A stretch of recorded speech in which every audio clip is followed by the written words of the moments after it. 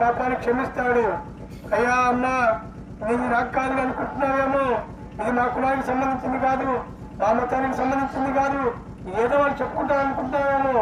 Bible గ్రంథం రాయబడి ఉంది, యేసుక్రీస్తు అందరికీ ప్రభువు, యేసుక్రీస్తు లోకరక్షకుడు.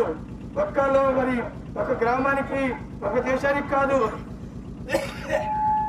సర్వలోక రక్షకుడు ప్రభు యేసుక్రీస్తు వారు. ఆ లోకరక్షకుడు నీ కోసం అర్థించినాడు.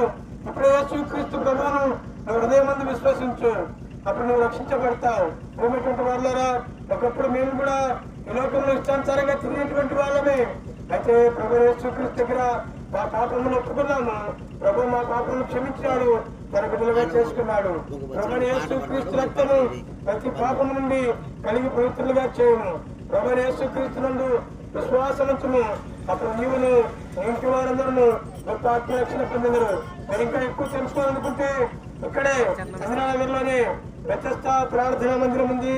ప్రతి ఆదివారము ఉదయకాలము 9:30 గంటలకు ఆరాధన కార్యక్రమం ఉంటుంది. ఇంకా వార కార్యక్రమాలు ఉంటాయి. మిమ్మల్ని అందరినీ ప్రేమతో ఆహ్వానిస్తున్నాము. దేవుని సన్నిధికి రండి. దేవుని దీవెనలు ఆశీర్వాదములు పొందగలని మేము మీకు తెలియజేస్తా ఉన్నాము. మీకోసం మేము ప్రార్థన చేస్తాము. ప్రేమగల తండ్రి, పరిశుద్ధమైన దేవ, మాటలను దీవించండి.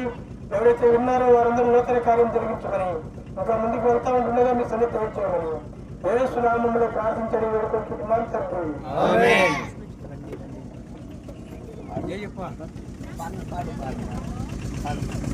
యేసు ప్రభువు రండి సర్వజనమా